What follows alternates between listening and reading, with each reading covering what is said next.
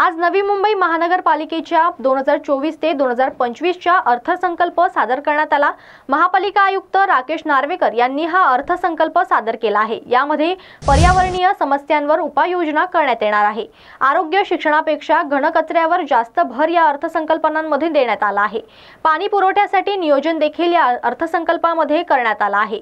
नवी मुंबई महापालिका परिवहन मंडळाची व्यवस्था सक्षम करण्याचा प्रयत्न करण्यात येणार आहे। 2024 ते 2025च्या आर्थिक वर्षात डबल डेकर बसेस येतील। 4947.30 कोटींचा अर्थसंकल्प सादर करण्यात आला आहे। या अर्थसंकल्पामध्ये जुने आणि प्रस्तावित प्रकल्पांवर निधीची मोठी तरतूद केल्याचे दिसून येत आहे। 24-25चा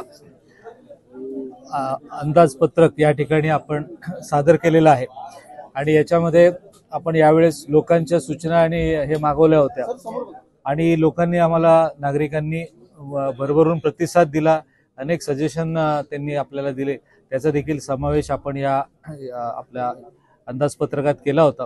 यामध्ये प्रामुख्याने पर्यावरणाशी रिलेटेड जे इश्यू आहेत त्याचे मिटिगेशन करण्यासाठी आपण अनेक उपाययोजना आणि यांत्रिक मदत त्यासाठी घेत आहोत।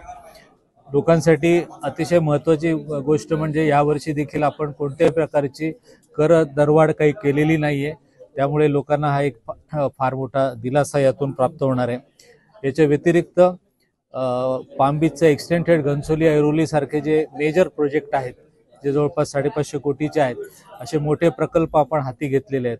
आणि सर्वात महत्त्वाचं म्हणजे नवी मुंबईचा विस्तार आणि विकास पाहता 2055 साली देखील इथल्या लोकसंख्येला अपेक्षित एवढा पाणी पुरवठा व्हावा यासाठी देखील आपण नियोजन केलेलं आहे आणि त्या कामाचा देखील आपण या अर्थसंकल्पामध्ये समावेश केलेला आहे। तर मला असं वाटतं की विकासाभिमुख आणि लोकाभिमुख असा हा एक अर्थसंकल्प आहे आणि त्याचं नवी मुंबईकर चांगल्या अर्थाने स्वागत करते। किती कोटीचं बजेट? डबल डेकर बसेस ह्या मला वाटतं ह्या 24-25 जे आर्थिक वर्ष आहे त्याच्या सुरुवातीलाच येतील आणि नवीन आपल्या आर्थिक वर्षाची सुरुवात ही डबल डेकरमध्ये होईल अशी मला अपेक्षा आहे। तसं पाहिलं तर जगातली कुठलीच सार्वजनिक वाहतूक व्यवस्था ही प्रॉफिटमध्ये कधी नसते असा एक ढोबळमानाने अंदाज आहे। नवी मुंबई महापालिकेचा परिवहन विभागाचा जर विचार केला तर अतिशय कार्यक्षम अशी लोकांना पुरवणारी सुविधा आहे। अर्थात त्याच्यामध्ये काही इनबिल्ट अडचणी असतात आणि त्याच्या जसं उदाहरणार्थ काही नागरी कामं सुरू असतात। आता नवी मुंबई महापालिका क्षेत्रातील नागरी कामापुरतंच हे मर्यादित नाहीये। आमच्या बसेस मुंबईला जातात, तिथे मोठ्या प्रमाणात मेट्रोची कोस्टलची कामं चालू आहेत। आपली खोपोलीपर्यंत जातात, कर्जतपर्यंत आपल्या बसेस जातात, नवी मुंबई एअरपोर्ट साईडला उलव्याला जातात। त्यामुळे या नागरी कामांमुळे बरेचदा ट्रॅफिक जाम होते आणि आपलं इंधन वाया जातं, वेळ वाया जातो। अशा प्रकारच्या काही अडचणी त्या ठिकाणी येतात।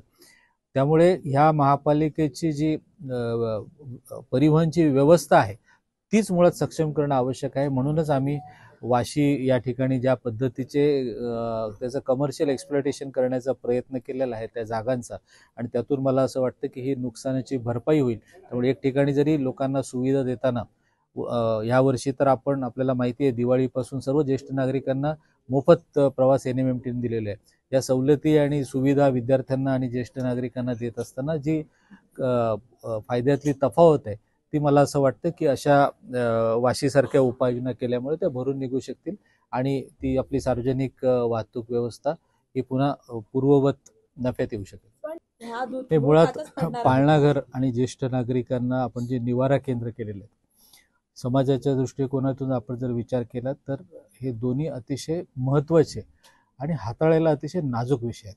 पाळणाघरामध्ये त्या पाळणाघरात ठेवली जाणारी लहान मुलं आणि ज्येष्ठ नागरिक निवारा केंद्रामध्ये येणारे ज्येष्ठ नागरिक, हे दोन्ही जे समाजातले घटक आहेत हे तितके म्हणजे धडधाकड माणसा एवढे सक्षम नसतात, त्यांना कोणावर तरी अवलंबून राहायला लागतं आणि अशा परिस्थितीमध्ये यांची योग्य काळजी घेण्यासाठी योग्य प्रकारचं त्या ठिकाणी संचलन व्यवस्था आवश्यक असते आणि योग्य प्रकारचे त्या ठिकाणी काळजी घेणाऱ्या संस्था ज्यांना या क्षेत्रातला अनुभव आहे अशा पद्धतीची व्यवस्था असणं आवश्यक आहे।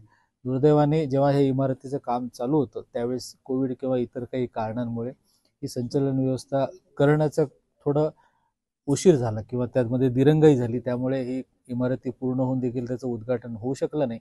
परंतु आता आम्ही अंतिम टप्प्यात आलेलो आहे आणि लवकरच त्यांचं लोकार्पण होईल।